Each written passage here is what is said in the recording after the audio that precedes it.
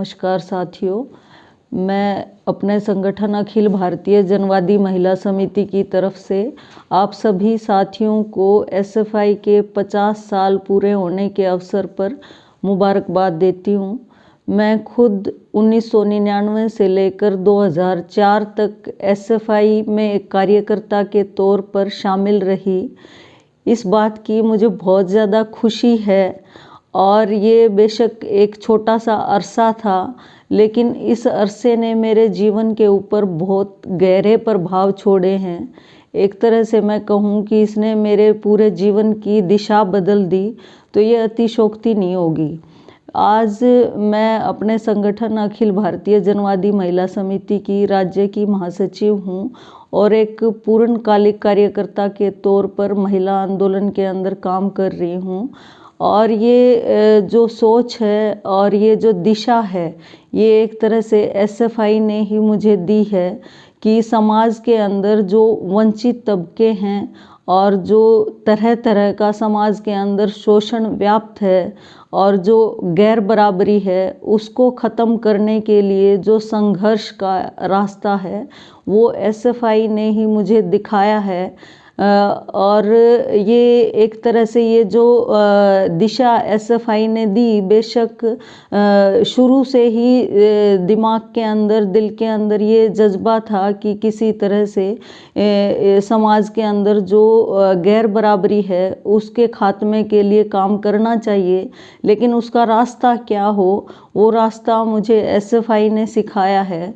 और मेरे जैसे ऐसे अनगिनत लोग हैं जिनके जीवन को एसएफआई ने एक नई दिशा दी है और आज वो लोग समाज को बदलने के लिए काम कर रहे हैं।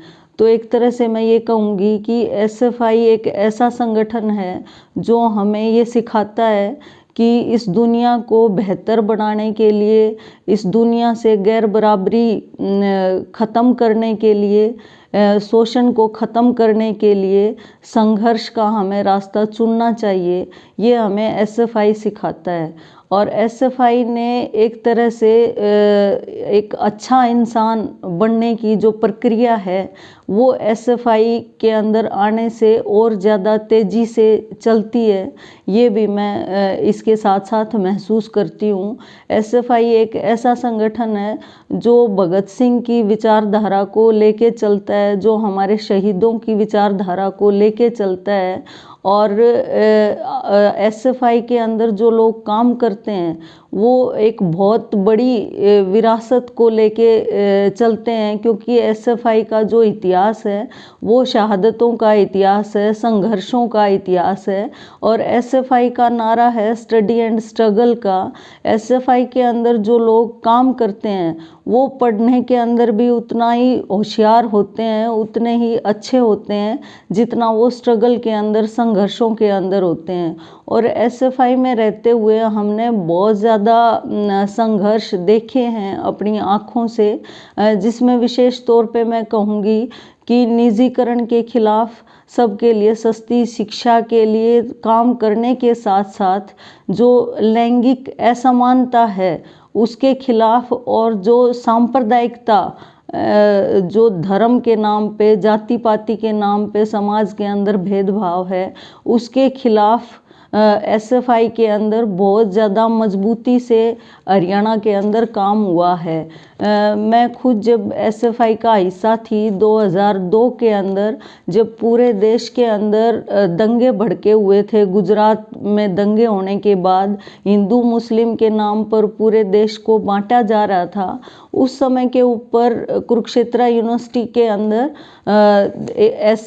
एबीवीपी और आरएसएस के जो संगठन थे, बजरंग दल वगैरह, उन सब ने जब दंगे भड़काने का प्रयास किया तो हम वहाँ 2 छात्राएं उस समय पे मौजूद थी। एसएफआई की राज्य अध्यक्ष उस समय की संतोष सिवाच और मैं खुद।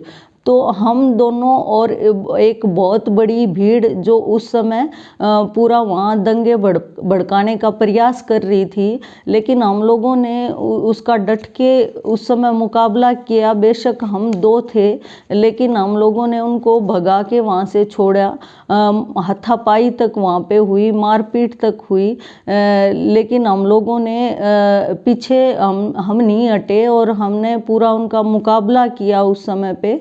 और एक तरह से एसएफआई ने ही हमें, उस विचार ने ये मजबूती दी कि बेशक हम 2 ही जने हैं, बेशक हम अकेले हों, लेकिन हम उस विचार के साथ मजबूती से खड़े हों और लड़ें, बेशक उसके लिए हमारी जान ही क्यों न चली जाए। ये हमें एसएफआई ने ही सिखाया।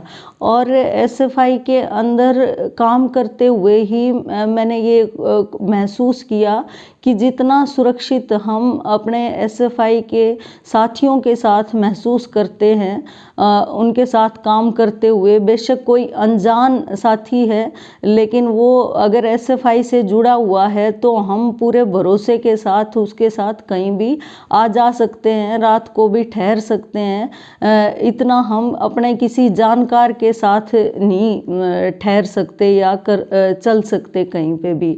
ये एसएफआई ने एक तरह से हमारे दिमागों के अंदर एक मजबूती हमारे दिमागों को दी, जो एसएफआई के अंदर भी जो लोग काम करते हैं, कि लड़का और लड़की साथ में काम कर सकते हैं, साथ में चल सकते हैं। जो हरियाणा जैसा जो समाज है, जहाँ पे इतना ज़्यादा गैर बराबरी है, लड़कियों के लिए उतने स्पेस नहीं है, उतना स्कोप नहीं है यूनियंस के अंदर काम करने का। विशेष तौर पे स्टूडेंट यूनियन के अंदर हम लोग उस समय पे देखते थे कि लड़कों का कब्जा उसके ऊपर रहता था।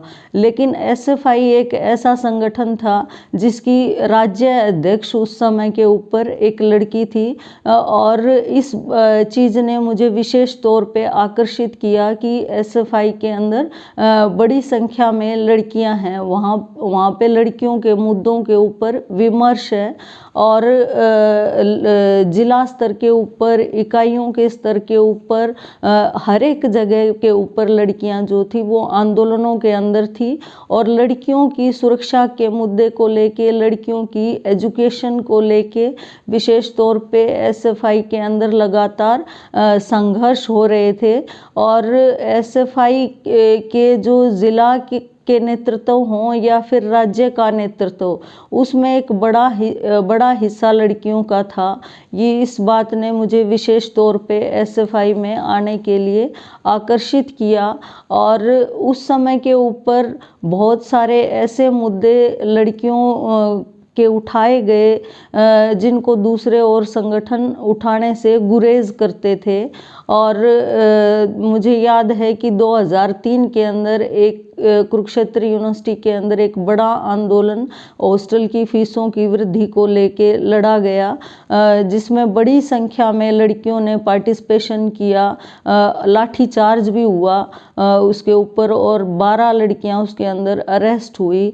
लेकिन ये इतना बड़ा आंदोलन था कि सरकार को, पूरे विश्वविद्यालय के प्रशासन को लाठीचार्ज के लिए माफ़ी मांगनी पड़ी, और उसके बाद जो हॉस्टल की फीसें थी वो वापस लेनी पड़ी। तो एक तरह से ये पूरा आंदोलन का जो इतिहास है एसएफआई का, वो बहुत गौरवशाली इतिहास है। हम 1-2 उदाहरणों से कोशिश मैं कर रही हूँ कि समझा पाएँ कि किस तरीके से एसएफआई के अंदर काम करते हुए हम लोगों ने सीखा कि लैंगिक समानता के लिए जो समाज के अंदर हर तरह का जो भेदभाव है उसको मिटाने के लिए काम किया जाए। और उसी सोच को आगे बढ़ाते हुए मैं जनवादी महिला समिति के साथ जुड़ी, और आज मैं पूरा टाइम जनवादी महिला समिति के अंदर काम कर रही हूँ। ये एक तरह से उसी का नतीजा है। मैं दोबारा से आप सब साथियों को एसएफआई के 50 साल पूरे होने के अवसर पर मुबारकबाद देते हुए अपनी बात ख़त्म करती हूँ। धन्यवाद।